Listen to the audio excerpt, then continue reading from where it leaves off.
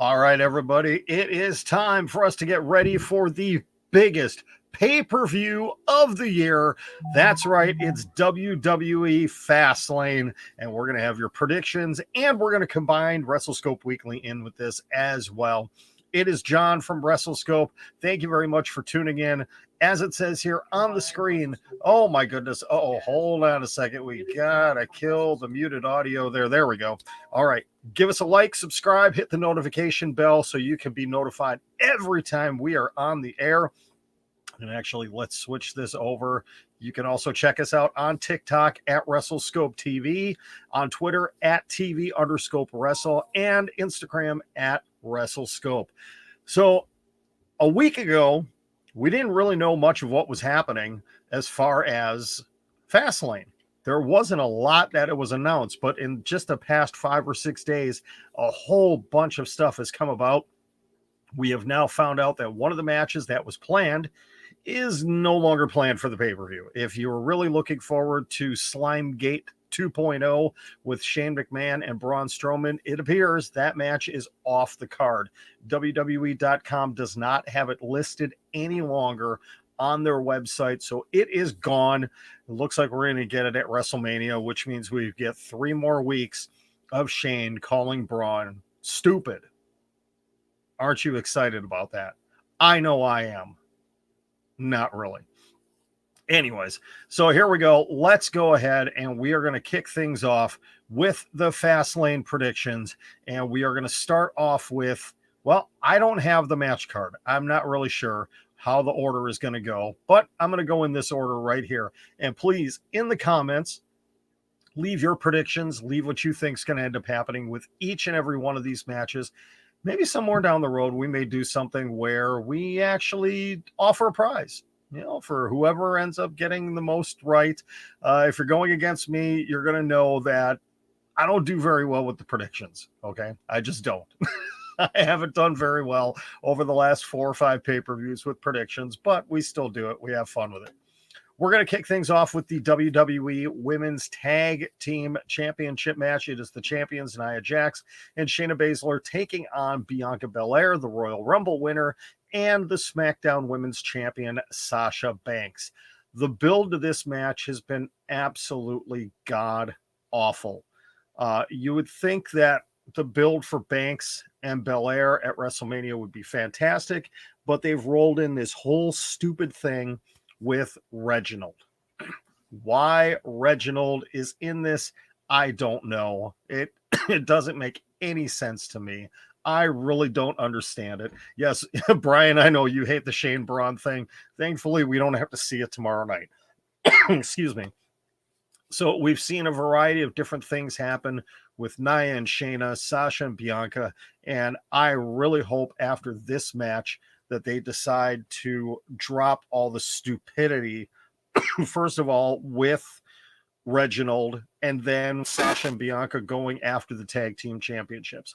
We've seen kind of a chink in the armor of the tag team champions now. We saw it last night on SmackDown, where Shayna ended up costing Nia her chance at the SmackDown Women's Championship accidentally. And for those of you on the podcast, you're not able to see this, but I'm doing the air quotes of accidentally kicking Nia instead of Shayna, or excuse me, instead of Sasha, costing Nia the match. And then we saw Shayna versus Bianca later in a very short match. I got this sneaking suspicion that Sasha and Bianca are going to win these championships, because what they're going to end up doing is splitting up Nia and Shayna, and that's going to end up being a singles match at WrestleMania. I don't care to see that. I want that team to break up. I don't care to see Nia versus Shayna. We saw Tamina and Natty Neidhart end up attacking everybody pretty much. Well, it was actually Shayna and Bianca during that match. You've got all the infighting going on with Mandy and Dana versus Lana and Naomi on Raw. I could see a multi-person, multi-team match for the WWE Women's Tag Team Championships at WrestleMania. Or we could end up seeing as early as Friday night, Natalya and Tamina winning, pinning Sasha and Bianca. I don't know. I'm going to go out on a limb here and say Sasha and Bianca are going to win the WWE Women's Tag Team Championships. I would not be shocked if I was wrong on this one. I really wouldn't be. On to the next championship match, and this one should be very interesting. This is for the Intercontinental Championship. It is the champion Big E against the newly crowned Nigerian prince, Apollo Crews. Let me just say this, excuse me, at the outset. I talked about this, I think it was 2 weeks ago on WrestleScope Weekly. Apollo Crews needs to drop the fake accent, okay? He can come out and talk strong, talk badass. He doesn't need the fake Nigerian accent. Just lose it. We ended up seeing it last night during the split screen interview between Big E and Apollo. He kind of forgot at the beginning, didn't he? So I can see them maybe dropping that from him sometime in the next couple of weeks, but we shall see. This is going to be a hard-hitting match, and I would not be surprised if Big E drops the belt here to Apollo Crews, only to win it back at WrestleMania. Either way, Big E is walking out of WrestleMania as the Intercontinental Champion. I would not be surprised here if Apollo Crews ended up getting the victory, because he has been beaten numerous times by Big E over the last couple of months. I can see Apollo cheating to win and getting the victory, dropping the belt in a couple of weeks at WrestleMania. I'm going to go, again, with another championship change here at Fastlane. Apollo Crews, the new Intercontinental Champion. On to what potentially could be the match of the night. This one came out of nowhere last night. Seth Rollins and Shinsuke Nakamura. Shinsuke coming out and basically, in a way, defending his friend Cesaro. We know we're going to end up seeing Cesaro and Seth Rollins at WrestleMania, which is going to be an absolutely fantastic match. This one, please give them 15 minutes. Give them 15 minutes. Let them be Seth Rollins and Shinsuke Nakamura. I was so excited last night because we finally got to see Shinsuke Nakamura that we saw in NXT. This was the guy we needed. Absolutely. This is going to be a fantastic match. There's no way Seth Rollins loses this match, though. His first in-ring action, his first match back since returning from paternity leave, and I just can't see him losing this. This could be another one where there's some sort of shenanigans, some sort of cheating involved, where Seth gets the victory over Shinsuke. What I'd like to see here is Seth get the win, and then he just continues to pound on Shinsuke Nakamura. A couple of Falcon Arrows, maybe hits a couple of stomps, something, and then Cesaro comes out to save his friend. And that just furthers the storyline more for WrestleMania. But I'm going to go with Seth Rollins with the victory in this match. I'm going to skip down my list here, and I'm going to do this for a special reason. We go on to the no-holds-bar match between Sheamus and Drew McIntyre. The highlight of Raw for the last couple of weeks has been the interaction and the feud between Sheamus and Drew McIntyre. These guys have put on absolutely phenomenal matches. I was actually disappointed when we got the no contest a couple of weeks ago between Drew and Sheamus on Raw, when they basically hit each other with the steel stairs. But everybody knew what this was leading to was a match between these two at Fastlane. They have been the stars of the show. Sheamus finally getting to show that he belongs in a main event program right now. I have heard other people talking about, hey, maybe, just maybe, Sheamus somehow pulls out a victory here, and the match for the WWE Championship suddenly turns into a triple threat match with Sheamus, Drew, and Bobby Lashley. I'd actually be okay with that because, and I'm jumping ahead here a little bit, I want to see Bobby Lashley retain the title. Yes, they've been talking about wanting Drew to get his chance to win the championship in front of a crowd because he hasn't been able to do that. Last year, keep in mind, WrestleMania 36, when he beat Brock Lesnar, there was nobody.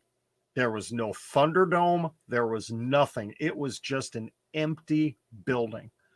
When he finally beat Randy Orton again to win his second title, it was Thunderdome. No fans in attendance. They want fans in the building with him, but not going to happen. I believe Bobby Lashley is going to end up retaining the title. And to keep Drew looking strong, you put Sheamus into this match with them, and Sheamus is the one that can eat the pin. I don't want to see that happen to him, but it's a good way to keep Drew strong and not take the pinfall. So I'm going to go with another surprise here, and I'm going to say Sheamus ends up defeating Drew McIntyre in the no holds bar match, and suddenly we end up with a triple threat at WrestleMania. This is the one I'm not sure where to go with. Alexa Bliss versus Randy Orton. We had Alexa Bliss. She has been playing mind games with Randy Orton for months, ever since The Fiend was put on fire by Randy Orton. And we knew at some point in time he was going to return. People were thinking it was going to be Royal Rumble. I predicted he was going to show up in the middle of the Rumble and take Randy Orton away. Didn't happen. I predicted it was going to happen in Elimination Chamber, that all of a sudden smoke was going to appear in Randy Orton's pod. Well, Randy was one of the first two out. So that didn't happen. I've been thinking it was going to happen on Raw at some point in time. It has not happened. Something has got to happen with The Fiend here. It has to. I'm not exactly sure what's going to happen here. I'm guessing this is going to be a cinematic match, since this is the last pay-per-view in Thunderdome as of right now. The last time we're going to actually have no fans in the stands, and they can record this ahead of time. I think, I don't know. It's hard to say. I believe Alexa Bliss is somehow going to get the victory over Randy Orton, and it's going to drive Randy even more crazy. And maybe we don't get a Fiend appearance at Fastlane. I don't know. They've been talking about it. It's got to happen soon, because WrestleMania is just in a couple of weeks. They've in 3 weeks, they got to pull the trigger on this soon. I'm going to go with Alexa Bliss somehow getting the victory here. I'll tell you, I'm going to be excited to see her back in the ring, because all we've been getting is these short little vignettes of her for the last few weeks. And, well, y'all know how big of a fan of Alexa Bliss that John is. So we got to make it happen. Okay. Finally, the Universal Championship match. And I forgot to put it in the tag here. Roman Reigns, the champion, defending his title against Daniel Bryan, and Edge is the special enforcer. Much like I said, the WWE Championship match is going to be a triple threat. Guess what? The Universal title match is also going to be a triple threat because of what's going to happen here. And I see Wreck Everyone leave. Chief heard a table. Roman Reigns versus Daniel Bryan. Yep, Universal Championship. Edge is in there. I see you mentioned that on here as well. Daniel Bryan is not going to walk out as the champion. I am predicting Roman Reigns is going to retain his title. It's going to be the only title that does not change hands at Fastlane. But somehow Edge is going to end up costing Daniel Bryan the match. I think what's going to end up happening, we're going to see the return of Jimmy Uso. Jay's going to come out. Edge is going to take care of him. Jimmy's going to come out all of a sudden. He's going to appear in the ring. Edge is going to go to spear him and accidentally hits Daniel Bryan. Then Edge will get taken out of the ring by either Jay or Jimmy or Roman, somebody. And then Roman's going to lock in that guillotine choke, and he's going to choke out Daniel Bryan. It's going to be inadvertent. We're not going to see an Edge heel turn. It's not going to happen here. I've seen many others saying on Twitter, yes, oh, Edge is going to turn heel. Edge is going to turn heel. No, he's not. It's going to be completely inadvertent. We're going to get maybe a stare down between the two at the end of the show in the ring, or maybe something physical happening with them on Friday night. They're going to call each other out, whatever. And it may be on Friday, it may be in 2 weeks, but they're going to end up announcing it is a triple threat match, or Daniel Bryan's going to have to do what he did a few years ago. He's going to have to fight and claw his way. It's going to be Kofi Mania all over again, fighting and clawing his way into the championship match to make it a triple threat. Or, could they pull off something much like Daniel Bryan had to do at WrestleMania 30? Was it WrestleMania 30? Where he went into the triple threat match with Triple H and Batista, where he and, or no, it was Batista and, was it Batista and Orton? Batista and somebody. I forget who it was. But he had to beat Triple H to get into that match. Do they do the same thing again where Daniel Bryan has to beat Jimmy and Jey Uso in a handicap match on night 1 of WrestleMania to get into the main event of night 2?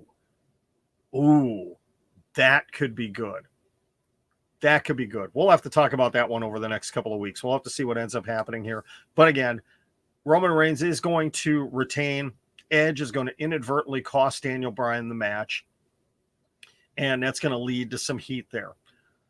So that's the Fastlane predictions. How'd you think I did? I don't know. I think I'm going to be way off because, again, I predicted 2 championship changes that nobody else is predicting, I don't think. There's a few people out there. I have to look. I'm not going to dig in my bag. I wanted to go against the guys from Wrestle Talk here, which I'm going to address something with that at the end of this. But I don't have the list with me. I do want to talk about a couple of other things. Whoops. Oh, I've got screens going wacky here in the studio. I do want to get to a couple of other bits of news here real quick. I'm combining predictions and the WrestleScope Weekly here just because I didn't have time to do 2 videos this week. I apologize. I want to talk about Wednesday night. Oh my goodness, this match, Thunder Rosa, Britt Baker. Was it the match of the year? I can tell you it was one of the most amazing things I've seen. I am so happy that both of these women had the opportunity to main event AEW on Wednesday night when there's so many other things going on. And Tony Khan said, you know what? We're going to let you have the main event. It was a non-sanctioned lights out match. And boy, they took it to the next level. I have to agree with Dave Meltzer. There we go. Click. There's one Meltzer mention. It was a 4.5 out of 5 star match. The only thing that was kind of weak was there was the crutch shot that Thunder Rosa did, which she really laid off on that. There was just a few little tiny minor things that took it away from being a 5-star match. But oh my goodness, Rebel taking the table spot. Obviously, Britt Baker with getting busted open, and I believe she got busted open the hard way on the ladder. Hard to say, but she was just the old Ric Flair Crimson Mask. The thumbtacks, the table spot at the very end, that unbelievable driver that Thunder Rosa did. Just the emotion at the end by both. And if you folks haven't had a chance to see the video that AEW put out for afterwards, it's on their YouTube channel. Please I think it's like a 7-minute video. Take the time to watch it. It's kind of behind the scenes. Tony Khan talking with Britt Baker after the match. We get to see Britt Baker kind of out of character, which was awesome. Thunder Rosa and the emotion that she had, and just the appreciation that everybody was showing both of them for just an unbelievable match. If I read correctly, let me see if I could find the tweet here real quick. I believe that match was actually the highest rated women's match as far as ratings ever on television. Trying to find the tweets. I should have kept it up on the screen. I apologize. I don't remember who tweeted it out, and I want to give them credit for this if I can find it. I'm not seeing it. I'm pretty sure that's what I read, though, is that it was the highest TV ratings for a women's match ever. Now, consider some of the matches that we've had on TV, some of the great matches. That is fantastic. But these two women are the future of women's professional wrestling, hands down. AEW, they struggled quite a bit in 2020 with their women's division. But boy, they have, since the calendar flipped to 2021, they have taken it to the next level. You know, with Thunder Rosa, Britt Baker, you've got Hikaru Shida, you know, the women's tournament, some of the women from Japan coming over, Maki Ito, oh my goodness, I could go on and on about her. You've got younger talent, you know, obviously got Nyla Rose, you have Ty Conti, you have Jade Cargill, who before this year is over, she will be the AEW Women's Champion. Without a doubt, Jade Cargill will be. Red Velvet, you've got just a lot of fantastic talent coming up. You can see a lot of it on Dynamite, even more of it on Dark and Dark Elevation, but they have done magical things with their women's division. We're going to stay with AEW, and the Pinnacle has arrived. That's right. That's the official name of MJF's new faction. It's MJF, FTR, Shawn Spears, Wardlow, and Tully Blanchard in the J.J. Dillon kind of role. I could do without Shawn Spears in this group. Again, hopefully he will prove me wrong. I talked about this on the show last week. I hope Shawn Spears proves me wrong. He has done absolute zero since he was, you know, the hot prospect in NXT. His main event run in WWE was terrible. He hasn't really done much in AEW, but maybe this is the thing that's going to turn him around. Maybe he will be the Barry Windham, what Barry Windham was to the Four Horsemen. Shawn Spears will be to the Pinnacle. I'm excited for what we can see with FTR and Wardlow. This is just going to be fantastic. They had an amazing in-ring promo, and MJF at 25 years old is showing why he is the future of not just AEW, but the future of professional wrestling. This guy gets it. And I cannot wait to see. Hopefully this is the week. This is a live Dynamite this week. They had taped last week. So obviously they had taped right after the Pinnacle beatdown of the Inner Circle. So hopefully this will be the week that we see the return of Jericho, Proud and Powerful, Jake Hager, and Sammy Guevara, and see what they have to say about what MJF and the Pinnacle did this past week. One more thing to talk about. If you're a wrestling fan, this is a great weekend. Right now, as I am doing this show, Mission Pro Wrestling, Thunder Rosa's organization in Texas, they are on live right now, and I feel terrible that I'm missing this, but I ended up getting home from errands late, and I wanted to jump in and watch that show. But they have a show on right now. I'm sure. Check out Mission Pro Wrestling. You could probably order the replay of it through Title Match Network. So go check that out. But NWA back for the attack. That's right. The NWA is back tomorrow, Sunday. I am excited for this. It's going to be a great show. It is headlined by Nick Aldis, the NWA champion. He's held that belt for a year and a half now. Maybe even longer than that. I've lost track of it. He is taking on Aaron Stevens. And this is a match that was put together by William Patrick Corrigan, the president of NWA, in remembrance of Joseph Hudson, better known as Josephus, also known as the Question Mark, who passed away a couple of weeks ago unexpectedly. And they're doing this show in honor of him. And this is a match that he would have loved to have seen. I caught today, there was a great video that NWA put out with Aaron Stevens, and we got to see the real Aaron Stevens. It wasn't his character.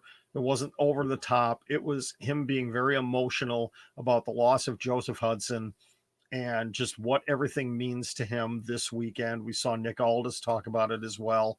This is going to be an exciting show. I'm glad to see them coming back.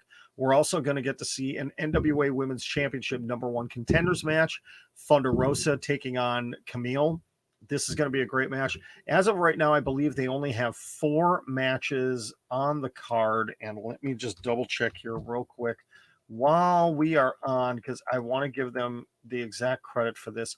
But again, I believe it is just 4 matches announced for the show. Let's see. Trevor Murdoch, the NWA National Heavyweight Champion, defending his title against Chris Adonis, the former Chris Masters. So we'll get to see that one. We've got Kratos, one half of the NWA World Tag Team Champions, taking on Tyrus. Another one here. The NWA World Television Champion, The Pope, taking on Tom Lattimore. Again, Thunder Rosa and Camille. I thought there was one other match. Here we go. It's a is this a fatal 4-way match? Jax Dane, Slice Boogie, Jordan Clearwater, and Crimson also in action. So this is going to be a really good pay-per-view. It starts at 4 p.m. Eastern time, 3 p.m. Central time on pay-per-view. You could get it on the Fight Network, Fight TV Network. You could check that out. It's their first show back in a long time, and it's kind of the prelude to them bringing back NWA Power starting this coming week. I believe it's this coming week.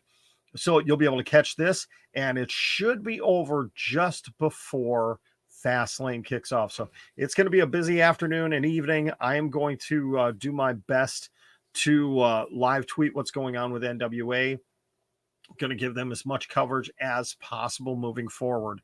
So big weekend for wrestling. You've got Mission Pro Wrestling going on right now. You've got NWA Back for the Attack. And then you also have Fastlane,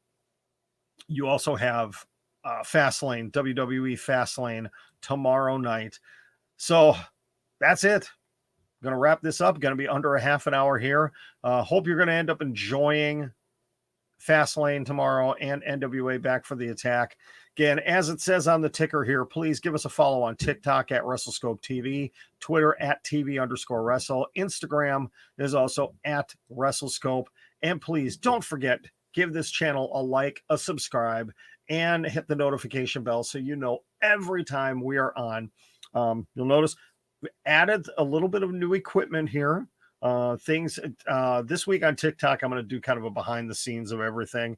Going to be very curious to listen back to this, because I know the last podcast I did, the audio quality was not very good. I don't know what ended up happening with my microphone, but the audio quality was not good. I've upgraded microphones, got a new microphone. We have upgraded screens here, and we're going to be adding some new things coming up. So thank you very much for tuning in. I'm John. This is WrestleScope. Oh, excuse me. This is WrestleScope. And again, enjoy the weekend, and hopefully we'll be back with some more interesting content for you here in the next few days. Also hopefully going to have a big announcement sometime in the next couple of weeks. Something ended up happening yesterday that has opened the door for something I'm really excited about. And I can't talk about it yet because the details still have to be worked out. But for those of you that know me, you know I talk a lot about a couple of other shows and some other people. Oh, I do have to put this out there. And let me see actually if I can create this banner real quick. I want to be able to put this in here. I want you guys to follow Wrestling Daily. I feel like Stephen Lookner right now doing this.